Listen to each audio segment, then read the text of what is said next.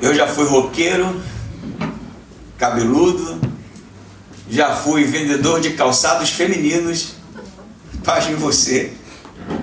Eu já fui músico profissional e hoje sou pastor. Mas não deixei de ser nada disso, porque a gente vai carregando na nossa bagagem, né? Conhecimento, as mudanças que isso gera em nós, as experiências, né? Isso inclusive é um tanto até complicado quando eu saio com a minha esposa para comprar tênis, ou sapato, ou sandália, porque eu sempre reclamo do vendedor, porque eu já fui vendedor de sapatos e eu sei quando a pessoa está, na verdade, tentando enrolar, né? Não tem o modelo tal, mas está forçando o modelo. E aí ela fala, vem você criticando. Eu disse, não, mas eu sei, eu já sei, você já me contou isso algumas vezes, né? Mas sabe o que é interessante nisso? Nós, enquanto seres, nós mudamos o tempo todo. É natural do ser humano mudar, se adaptar. É natural do ser humano estar em uma metamorfose constante. Como dizia Raul Seixas, né? Eu prefiro ser essa metamorfose ambulante do que ter aquela velha opinião formada sobre tudo.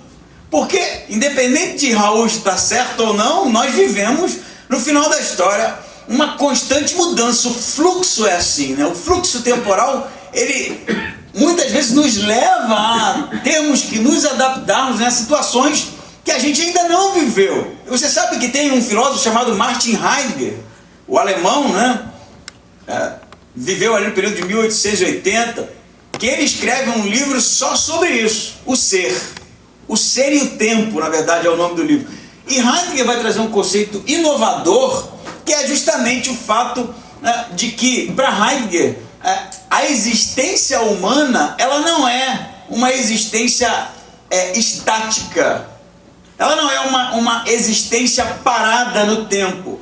Mas para Heidegger há uma constante busca por mudança. E você sabe que isso é tão contemporâneo que a gente, no final da história, espera inovação o tempo todo. Não é isso?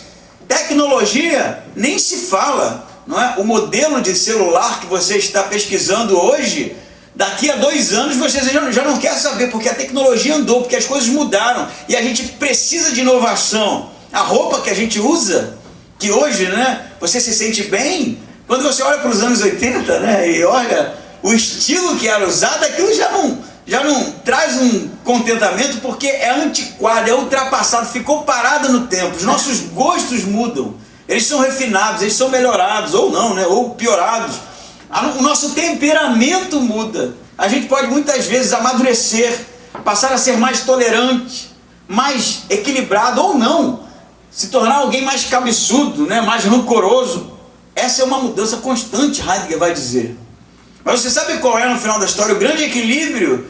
Se nós vivemos uma busca constante por inovação, por mudança, e ao mesmo tempo carecemos e desejamos sermos autênticos, e esse é o grande paradoxo. Indivíduos que buscam a mudança, que buscam todo o tempo a inovação, mas ao mesmo tempo buscam a autenticidade.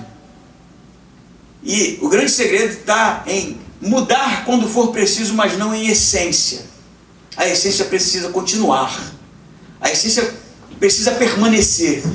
Embora tantas vezes a vida vai exigir da gente adaptações, mudanças, mas a nossa essência precisa de fato ser aquilo que sempre foi. Porque senão nós deixaremos de ser quem somos. Por isso eu convido você a abrir em Atos, já que você já está aberto, e ler comigo capítulo 19, a partir do versículo 11.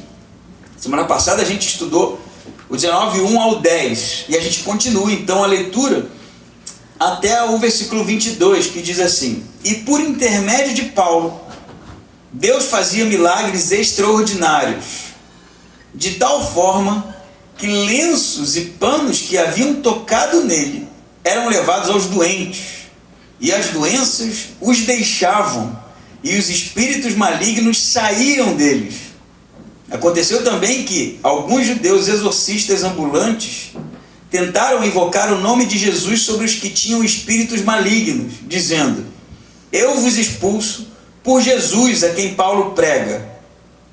E os que fizeram isso eram os 7 filhos do judeu chamado Seva, um dos principais sacerdotes. Todavia o espírito maligno respondeu: conheço Jesus, e sei quem é Paulo, mas vós quem sois?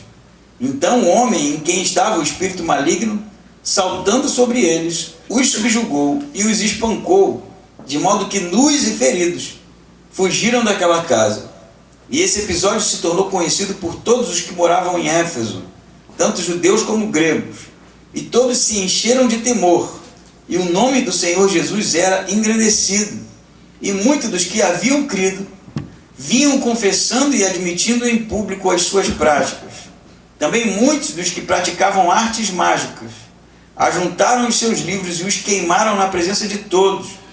Calculado o valor deles, estimaram que chegava a 50.000 moedas de prata. Assim a palavra do Senhor crescia e prevalecia com poder. Depois de ocorridas essas coisas, Paulo resolveu em seu espírito ir para Jerusalém, passando pela Macedônia e pela Acaia, porque dizia: depois de ir para lá, preciso ir também para Roma. E enviado à Macedônia, 2 dos seus auxiliares, Timóteo e Erasto, ficou por um tempo na província da Ásia. Até aqui. Nós vimos semana passada, não é, que Paulo chega em Éfeso, e o que vai acontecer em Éfeso é justamente um debate na sinagoga, e muitos ali vão ser convencidos pela retórica de Paulo, pelo argumento de Paulo, o seu conhecimento do Antigo Testamento, de que Jesus era o Messias esperado, e muitos também vão ser resistentes ao ensino, à pregação e à informação que Paulo estava trazendo sobre o Messias. Paulo então se retira da sinagoga, ele junta ali um grupo, e passa 2 anos ensinando na escola de Tirano, como diz o texto, de tal maneira que todos na Ásia vão conhecer o Evangelho através desse grupo aí, organizado pelo apóstolo Paulo. Versículo 11 então dá início a um novo episódio, e agora o escritor vai dizer para a gente que Paulo estava de tal forma cheio do Espírito Santo que os panos que Paulo usava, e quando fala panos aqui, a gente já viu os filmes, sabe que eles usavam aquela proteção de cabeça, que usava para tantas coisas aquilo, a verdade era para a cabeça, às vezes poderia servir para limpar o rosto do suor, para proteger do sol, e seus aventais, porque ele trabalhava em Éfeso, fabricando tendas.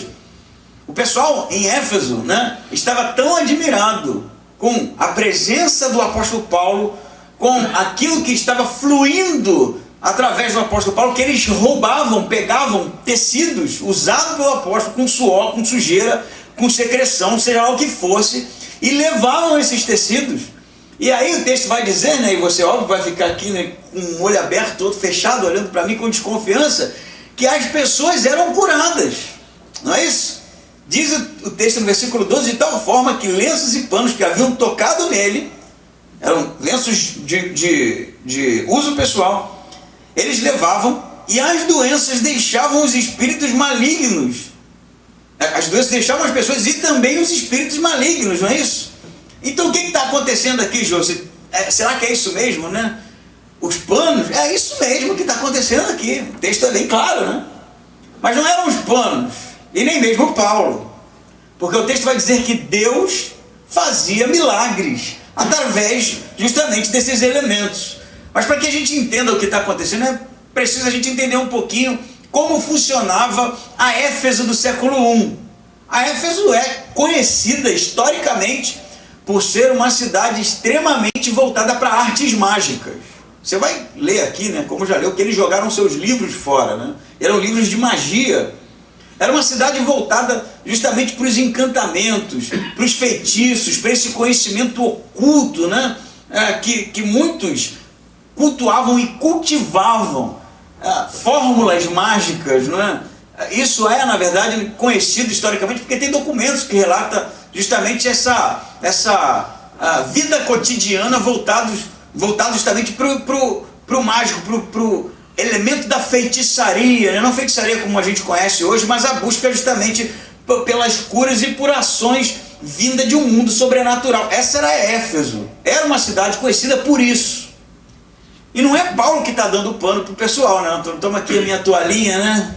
Ah, tá aí, paga aí 50 pilas, você leva a toalhinha suada para casa que vai curar todas as suas doenças. Não é isso. O pessoal está pegando as coisas. Não é Paulo que está dando. Paulo não está distribuindo toalha. O pessoal pega a toalha porque eles, no final da história, têm esse tipo de comportamento por causa da realidade cultural deles. Eles acreditam que esses tecidos, né, usados pelo apóstolo, porque eles viram quem é Paulo, viram que os milagres estão acontecendo justamente na autoridade de Jesus e pela vida de Paulo, e eles surrupiam, pegam esses tecidos com essa expectativa. Só que Deus sabiamente trabalha nisso. Eles acreditavam em entidades, em misticismo, em fórmulas mágicas, e Deus está mostrando para eles que Deus poderia curar, ou Deus que Paulo prega, o Jesus que Paulo prega, o poder do Espírito Santo poderia curar, inclusive até com um lenço sujo de Paulo. Entende o que está acontecendo aqui? Não é um sistema teológico aqui que está levando alguém do primeiro século a ensinar que a prática de lenços usados cura. Não é sobre isso. É sobre o que Deus está fazendo através da vida do apóstolo. E se você voltar um pouquinho, por exemplo, no capítulo 5, o texto vai dizer, e Lucas vai contar para a gente que os doentes eram reunidos ali em Jerusalém e só a sombra de Pedro curava. Quando Pedro passava, a sua sombra passava pelos doentes, os doentes eram curados. Então era a sombra que tinha poder? Não era, né? Era Deus agindo na vida de Pedro para mostrar para aqueles homens e mulheres que o cristianismo, ou Jesus, né, ou a autoridade de Jesus, que era justamente proclamada pelos apóstolos, era de fato algo poderoso. E o que Lucas está dizendo para a gente aqui agora? Assim como Pedro, assim como a sombra de Pedro curava, Paulo também, o apóstolo, em tendo seus tecidos levados, Deus estava agindo até mesmo através de pano sujo. Entende o que o autor quer mostrar? Ele não quer mostrar que pano cura. Ele quer mostrar que Paulo está cheio do Espírito Santo, como Pedro, com a mesma autoridade apostólica. É isso que ele quer dizer. Mas aí acontece justamente no mesmo episódio, né, que um grupo de 7 judeus, chamados filhos de Seva. Seva era um sacerdote, né, diz o texto. Não se sabe de que espécie era, ele não era um sumo sacerdote, porque não há um relato de um sumo sacerdote em Jerusalém chamado Sevas. Então especula-se algumas coisas, mas o que a gente tem de fato é que era um homem que tinha uma autoridade religiosa, era um judeu, e seus filhos, num grupo de 7, eram exorcistas ambulantes. O que isso significa? Eles eram homens voltados para as artes mágicas judeus, né? E que com a autoridade da religião mais antiga do mundo, o judaísmo, eles diziam ter autoridade sobre espíritos malignos. Provavelmente ganhavam dinheiro com isso, por isso eram ambulantes. E aí vai acontecer que eles vão pegar aqui, né, um demônio mais assanhado, e eles vão aplicar uma nova fórmula, né? Eles viram que Paulo tem uma autoridade justamente advinda do nome de Jesus, né, que expulsa os demônios. Até os panos sujos de Paulo está expulsando capeta, né? Está curando as doenças. E aí o que eles falam? O que eles pensam? Pô, se está dando certo com ele, a fórmula é essa. Em nome de Jesus, em nome do Deus de Paulo, né? E aí eles aplicam a fórmula com um endemoniado. Vai dizer o texto que eles fizeram justamente esse discurso, né, de autoridade, dizendo: eu vos expulso em nome de Jesus, a quem Paulo prega. É o que eles dizem. Então, tá lá o cara lá se debatendo, se estribuchando, e aí chega os 7, juntam, pega o cara pelo braço e fala: a gente te expulsa em nome de Jesus, a quem Paulo prega. Jesus eu não sei quem é direito, Paulo eu vi por aí, então eu pego a fórmula, aplico, vai dar certo. Só que aí o texto é tão hilário que quem expulsa é o demônio, que expulsa eles, né? Não são eles que expulsam o demônio, o demônio é que expulsa eles. Porque o demônio vai dizer assim: Paulo eu sei quem é, me dá um trabalho, né? Tem criado problemas, né? Jesus eu também sei quem é, né? Sei quem é, mas e vocês? Eu não sei, não conheço vocês. E aí o texto vai dizer que eles são subjugados, é a palavra, No grego tem a mesma ideia de que ele os venceu na força, na brutalidade mesmo. Você percebe o humor do autor, porque vai dizer que eles correram pelados. Eu não sei que tipo de briga que deu naquilo ali, que o capitão lá tirou a roupa dos caras, os caras pelados, eles saíram correndo, machucados, né? E nus do cramunhão lá. Mas qual é no final da história, a mensagem, não é explícita no texto que Lucas está querendo dizer? Que existe, de fato, algo original, a autoridade de Jesus na vida do apóstolo Paulo, que os planos sujos estão curando, e existe um plágio. Uns caras que não conhecem Jesus, não sabem de nada daquilo, mas viram, tentaram aplicar aquela fórmula, mesmo sem ter originalidade, sem ter, no final da história, conhecimento sobre o que eles estavam fazendo, que não funciona. E no final da história, se isso é real, que tipo de sentido faz para a gente hoje, se não o fato de que a ação de Deus na nossa vida, ela é eficaz e verdadeira quando há de fato uma originalidade no conhecimento de quem Deus é. O nome de Jesus não é um nome mágico, que você pode dizer Jesus e as coisas acontecem, né? Como cataplan, ou como abracadabra, né? E as coisas acontecem, não, em nome de Jesus, porque a gente faz isso o tempo todo, né? A gente tem umas fórmulas, que no final da história é uma espécie de misticismo da nossa parte, que acha que fazendo assim as coisas funcionam. O texto diz pra gente que não. Funciona porque de fato Paulo conhece Jesus. Porque de fato Paulo ele tem um relacionamento intenso, íntimo, com esse Deus que ele prega. E os outros? Não. É superficial, é artificial, é plástico, é fake, é mentiroso. E aí eu penso que na vida cristã a gente tem de fato algumas dificuldades, que é substituir a intimidade com Deus por fórmulas que a gente acha que funcionam. A gente é cheio de fórmulas. Sabia disso? A gente acha que, né, quando senta para comer, faz aquela oração, Senhor, em nome de Jesus, amém, né? É uma fórmula, uma repetição, não é? É algo que a gente repete magicamente, né? Como se aquele tipo de palavra que a gente repete todo dia, da mesma maneira, do mesmo jeito, fosse algo que, de alguma maneira, iria trazer uma mudança, ou uma proteção, não é? A gente tem uns textos chaves, né, que a gente gosta de deixar a Bíblia aberta, porque ficando aberto naquilo ali, quem sabe sai um poder daquilo lá e protege a casa, não é? Ai, meu filho, não joga a Bíblia assim não, né? Assim minha mãe falava isso. Você sentou em cima da Bíblia, isso é falta de respeito. Sabe esse tipo de coisa, esse tipo de comportamento? Isso no final das contas são fórmulas que não significam nada. É misticismo, entende?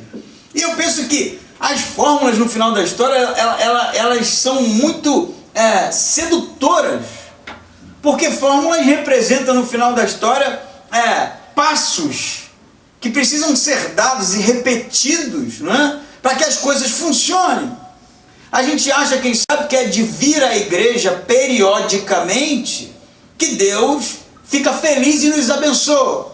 Porque se eu não for periodicamente e faltar um dia, Deus fica chateado. É a fórmula. Ao mesmo tempo, a gente acha que não vir à igreja nunca e uma vez na vida e outra na morte agrada a Deus. Outra fórmula, outro extremo. A gente acha, quem sabe, que é necessário se ajoelhar para orar, comer sem chapéu e uma série de coisas que são no final da história ingênuas até, mas que não descrevem em hipótese nenhuma, em nível nenhum, intimidade com Deus. Não é verdade? Porque a intimidade não exige fórmulas. A intimidade está fora disso, é quebra de protocolo. Intimidade é completamente oposto disso. Haja visto, por exemplo, a experiência que você já teve, que eu já tive, quando nós não temos intimidade com alguém e nos encontramos juntos ali, sozinhos, no mesmo recinto, o que a gente começa a fazer? Fica constrangido. E aí o que a gente faz? Fala do tempo. Tira e queda, né? Isso mais manjado do que o homem andar em cima dos pés. Você está esperando o elevador, né? Está indo pro... Eu nem sei se tem edifício com 18 andares por aqui, mas você está indo para o 18º andar. E aí está no primeiro, entra uma pessoa com você, para o mesmo andar. Pô, brother, 18. E aí passa o primeiro, tu... Rapaz, esquentou, né? Não é assim que a gente faz. É a fórmula, cara. Mas vai chover, hein? Você viu o Bolsonaro? PT, meu Deus, STF, isso é tudo superficial. É o que a gente dá pra gente falar, que não exige intimidade de ninguém, tá na boca do povo. Rapaz, você viu o acidente, né? Ô, caramba, né? Nem fala. São as fórmulas, isso é falta de intimidade. Interessantemente, Rubem Alves, o autor que tanto cita, ele vai dizer que quando há intimidade, o silêncio é palavra. Quando eu sou íntimo de alguém, eu não preciso ficar puxando assunto. Não precisa, cara. Não exige isso. Eu fui com o André agora para Santa Cecília, né? E aí a gente até ameaçou dar uma zoada, brincar, mas não estava colando, estava todo mundo cansado. Aí é só asfalto. Não, só asfalto não, deixa eu corrigir. O André, assim, quando ele está dirigindo, eu fico de boa, mas quando sou eu que estou dirigindo, ele fala, passa a terceira. Vai que dá. Ultrapassa. Eu fico assim, que é isso? Não, quinta não, fica assim, né? Ele fica dirigindo por mim, né? Mas quando eu viajo com ele é só 80, não ultrapassa ninguém, e fica naquele totozinho, mas comigo ele vira o Emerson Fittipaldi. Mas esses detalhes à parte, né? Mas a gente não conversou o tempo todo, não precisa, né? Você fica falando repetidamente. Quando eu viajo com a minha esposa, não precisa, porque nós somos íntimos, não carece esse preenchimento do vazio constrangedor, não tem constrangimento, não tem nada disso, porque é verdadeiro, é genuíno, é um relacionamento de fato, que é um relacionamento. Mas o que está acontecendo no texto? A superficialidade, em nome do Deus que Paulo prega. Quem é essa? Eu não sei direito, mas deve funcionar. A fórmula não substitui a intimidade. A religiosidade não substitui a intimidade. A vida que busca as regras, que busca a lei, não substitui a intimidade. E é justamente a intimidade que funciona. Funciona para o nosso crescimento individual, funciona justamente para o nosso conhecimento de quem Deus é, para o entendimento de fato do amor, né, que Deus derramou naquela cruz por nós. E depende de uma busca por aproximação. Não tem intimidade sem buscar intimidade. Como eu faço? Né? Como eu sou íntimo de alguém que mal conheço? E é o que está acontecendo no texto. Há algo original em Paulo. Não é Paulo que cura, não é Paulo que tem poder, é Paulo que transpira a presença de Deus, porque é íntimo de Deus. Ele parece com Jesus de certa forma. Ele emana dos seus poros um cristianismo genuíno. E aí Deus está fazendo as coisas. E os outros? Superficialidade, pura religião, puro misticismo, pura estética. E aí são humilhados. Eu acho interessante as palavras do Cramunhão aqui, né? Eu conheço Paulo, conheço Jesus, mas vocês eu não conheço. Por que ele não conhecia eles, gente? Porque eles não faziam a menor diferença. Eles eram mais um na multidão, na realidade daquele capetão lá. Eu sei porque vocês riram quando eu falo capetão. Bicho ruim lá. E por que ele conhecia Paulo? Eu acho que isso é algo que a gente tem que pensar. Será que nós somos conhecidos de fato no mundo espiritual? Somos relevantes? A nossa igreja, será que é relevante? Ou será que nós, no final da história, somos mais um, né? Com uma roupa preta, um livro mágico na mão, que a gente acha que carregando ele as coisas acontecem, né? Continuação do texto diz o seguinte, versículo 17.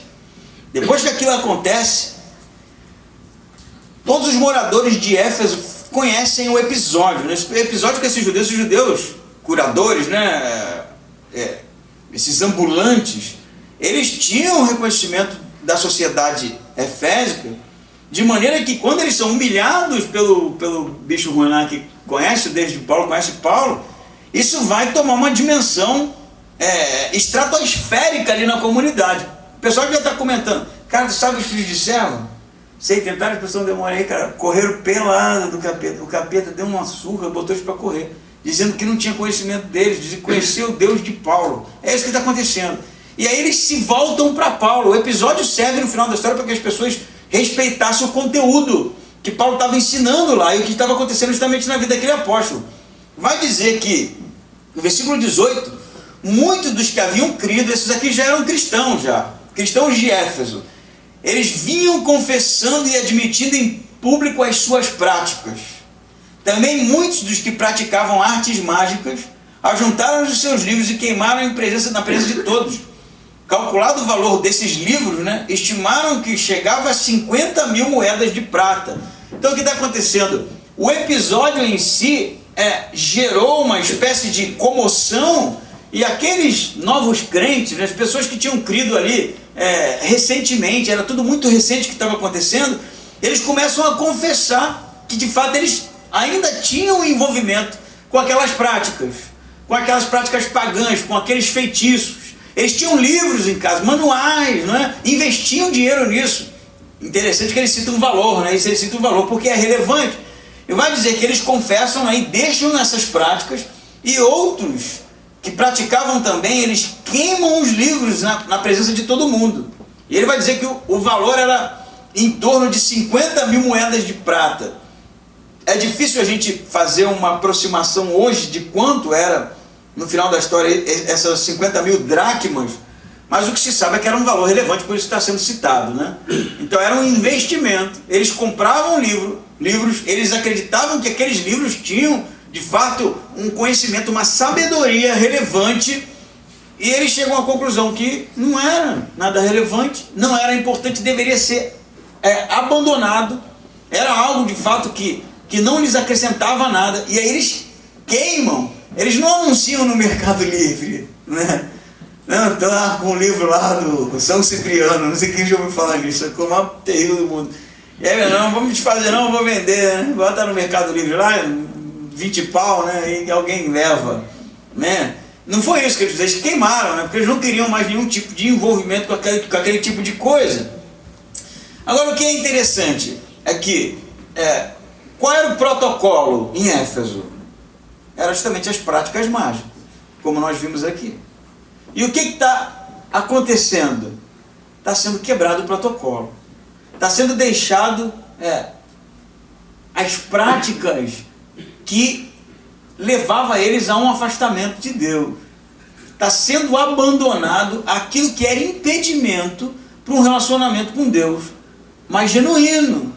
E aí, de fato, quando a gente pensa na igreja de hoje, será que nós, no final da história, quando conhecemos a Deus, quando tivemos o toque de Deus na nossa vida, quando passamos pela cruz, o reconhecimento de quem somos, de quem Jesus é, houve de fato um abandono daquilo que gera o nosso afastamento de Deus? É isso que está acontecendo aqui. Eles estão queimando, eles não querem mais envolvimento. E será que na vida cristã, nossa, nos dias de hoje, em 2019, não há de certa forma também uma espécie de parcialidade em buscar a Deus? Parcialidade em viver uma vida cristã? Será que não existem coisas que precisam ser jogadas em praça pública e de fato queimado para que haja um rompimento total daquilo que afasta a gente de Deus? Eu não sei a sua vida íntima, eu não conheço, eu sei da minha, e eu sei que de fato tem coisas que me afastam de Deus. Eu sei que eu sou assim, e tem coisas que eu preciso mudar, e tem coisas que precisa fazer a diferença na minha vida, que precisa ser abandonado, e que eu sou fraco muitas vezes para dar o punch que precisa dar, o salto que precisa dar. E eu sei que cada um carrega um piano, não é? São muitas as nossas fraquezas, são muitos os impedimentos, são muitas coisas que nos conectam de certa forma a um estilo de vida que não é o melhor, que não é o que Deus quer da gente. Poderia dar nome a isso, mas eu não preciso, porque o que o texto diz para a gente é que a vida do apóstolo Paulo está levando de fato pessoas a romperem com qualquer tipo de conduta ou prática que afaste eles de Deus. Nós temos um coração que produz ídolos atrás de ídolo, e na maioria das vezes o nosso maior ídolo somos nós mesmos. Porque na verdade idolatria se resume a isso, né? É a adoração de si mesmo. A gente só dá nome, mas é para nos servir. É isso que é idolatria. Você procura a divindade para que ela lhe traga algum benefício. E se não fizer, como eu já disse algumas vezes, você põe de cabeça para baixo dentro de um copo d'água, né? E ele que se estrepe lá, né? Não vai fazer não? Cabeça para baixo, né? Fique aí afogado. Não é assim? Quem é o centro disso? A gente. Nosso maior problema sempre foi justamente a gente mesmo. Por que eles guardam os livros? Por que eles mantêm ali, ou mantinham, né, esse tipo de conduta? Porque aquilo traz poder, não é? A sensação de que você tem poder sobre alguma coisa. Que o conteúdo, né, o conhecimento descrito naquele livro ali, de certa forma, traz para esses indivíduos, né, uma autoridade. Não é isso? E não é isso que é? Orgulho, por exemplo, não é um poder que você tem sobre as pessoas? Não é? Quando você não cede, quando você faz questão de pisar duro para que os outros vejam, né? A gente fala tanto de suicídio, né? A gente estava conversando na escola bíblica, como tem gente que se mata. Mas eu vi uma história um pouco tempo atrás de uma blogueira, menina que mantinha um blog bem acessado, e ela marcou o casamento, estava tudo marcado, não sei se vocês já acompanharam isso. E no dia do casamento, o noivo ligou e falou que não tinha certeza. No dia, tudo, festa, tudo já. Convidados, convite, bolo, vestido. Aí o que ela fez? Eles romperam, mas ela se casou sozinha. Não sei se isso existe, né? Ela foi no cerimonial, sozinha, entrou sozinha. E houve um casamento, com ninguém. Fez e falou que ia ser desse jeito. No dia seguinte ela fez um vídeo, né, falando que não se importava, se ele não queria, ele estava perdendo. E aí, no outro dia, ela foi encontrada morta. E a carta era justamente que ela deixou para ferir o cara que não foi no casamento. Você não vai? Conviva com isso. Entende isso? E no final da história, olha o tipo de comportamento que a gente tantas vezes produz, cultiva. É o poder sobre o outro. Seja no sofrimento, seja no orgulho, na vaidade, seja no vitimismo. É sempre uma tentativa de chamar a atenção, de ser o centro, de ter poder sobre alguém. Interessantemente, é sempre assim. E o que está acontecendo no final da história? Que é o rompimento com essas coisas. Porque no final da história, quando a gente conhece a Deus, alguma coisa tem que ser mudada.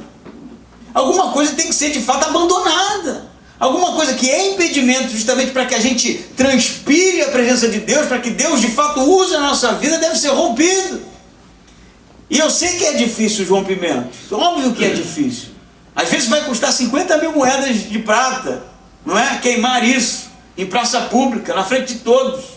Mas há necessidade para que haja de fato um conhecimento de Deus, um crescimento na vida espiritual, um rompimento, um cessar, um abandono daquilo que lhe impede. Eu sei quais são as minhas mazelas, mas eu não sei quais são as suas. E de fato o que Deus fala para a gente nesse texto, e principalmente nesse momento, é o que estava acontecendo aqui, era o abandono, para que algo novo acontecesse. O texto diz mais, né? Diz que, no versículo 20, assim a palavra do Senhor crescia e prevalecia com poder, e depois de ocorrido essas coisas, Paulo resolveu no seu espírito ir para Jerusalém, passando pela Macedônia e pela Caia, porque dizia, depois de ir para lá, preciso também ir para Roma. Perceba o que está acontecendo aqui, gente. Paulo fica 2 anos em Éfeso. Ele chegou lá, não tinha nada. Ele começou um trabalho, ele iniciou uma igreja, ele tem um grupo forte de pessoas que são conhecedores, que foram treinados, que fizeram o evangelho ser ouvido em toda a Ásia. Ele está aqui, eu diria, no auge da manifestação de sinais e prodígios e milagres aqui acontecendo na vida dele, não é? O povo sabe quem é Paulo, as pessoas estão queimando os livros, estão de fato se entregando ao evangelho, E Paulo tem tudo aqui para pensar, né? Quem sabe, cara, aqui vai ser o lugar que eu vou amarrar o meu burro. Tá tudo dando certo. Entende? O cara, quando passava, as pessoas seguiam o cara, estão atrás de Paulo. Caramba, o Deus que esse cara vive é poderoso. Pensa nisso. Se Paulo começasse um projeto de construção, que igrejona daria em Éfeso, né? Bispo de Éfeso, Paulo, ó, mega church. Manda pintar de preto, bota uma banda top, né? E aí vai bombar de gente, né? Porque o cara tinha conhecimento, o cara tinha espírito, presença. Tá fazendo milagre, né? Os planos velhos do cara cura. Quem não queria estar nessa igreja aqui, né? É a Hillsong do século I, né, bicho? O que está acontecendo. Mas, no entanto, olha a conduta do apóstolo. O que ele pensa? É tempo de eu sair. É isso que ele está pensando. O texto diz que ele, no seu espírito, pensa, eu preciso ir para Roma. Eu tenho que ir para Roma. E eu preciso ir para Roma visitando as outras igrejas, que é o que ele vai fazer, né? Ele sabe que em Jerusalém, que é para onde ele vai, há uma necessidade. Porque os cristãos em Jerusalém foram perseguidos, muito por culpa dele mesmo. Estavam passando necessidade financeira. E o seu retorno para Jerusalém vai ser justamente fazendo uma coleta, que ele descreve, por exemplo, no livro, na carta dele aos Coríntios. Ele faz uma coleta, né, nas igrejas e leva uma quantia relevante para ajudar os cristãos em Jerusalém. Mas o que eu quero salientar aqui é que, qual é a diferença da fórmula para autenticidade? Qual é a diferença? Paulo não encontrou um modelo de igreja que funciona e ele vai ficar ali. Não é uma fórmula que dá certo e vai fazer com que ele morra naquela cidade. A diferença da fórmula para a autenticidade é que a fórmula só reproduz. E a autenticidade, de fato, ela transpira algo genuíno. Por isso que ele não vai ficar. E olha aqui, se você for ler a história, quanta gente disse para ele não ir para Jerusalém. Ele vai para Jerusalém de férias, vai para ser preso. Ele sabe disso. Ele sabe porque ele vai, de fato, dizer que ele seria preso em Jerusalém, mas essa prisão o levaria até Roma. É o que vai acontecer. Mas percebe a diferença? Ele é sensível ao que Deus quer. Ele não está limitado aos acontecimentos. Está dando certo, vamos ficar por aqui, né? Não é assim que a gente faz. Não é assim que Pedro falou, caramba, Deus está aparecendo aqui falando com Jesus, né? Olha, tem Elias, tem Moisés, vamos fazer a tenda, vamos ficar aqui bem quietinho, que aqui está top, né? A diferença da fórmula é que a fórmula é pura religião, é superficialidade. Mas, de fato, a autenticidade é uma, dentro desse panorama que nós estamos vendo, é uma sensibilidade à vontade de Deus. Independente de para onde ele estiver apontando. Isso é autêntico. Isso é autêntico. Não é um modelito que se encontra no livro X ou Y. Não é, a fórmula mágica que faz as igrejas encherem. Não é os 10 passos para uma vida santa. Não é os 15 passos para o conhecimento de Deus. É intimidade. De entender qual o passo que Deus quer que a gente dê agora. Se não é fórmula. Aí ferrou, bicho. Aí vamos virar mais uma igreja religiosa, que segue um modelo, que vive as regras, que vive a tradição, mas que não anda para lugar nenhum. E aí eu lhe pergunto, depois disso tudo, o que o Espírito tem lhe incomodado? O que ele tem incomodado em você? Qual é o comichão? Qual é o desafio? Para onde as setas estão apontando? Paulo sabe, na contramão de tudo, apesar dos perigos, apesar das crises que ele vai viver, que é necessário chegar em Roma. E é Deus quem vai ditar os caminhos. E a gente? Para onde a gente está caminhando?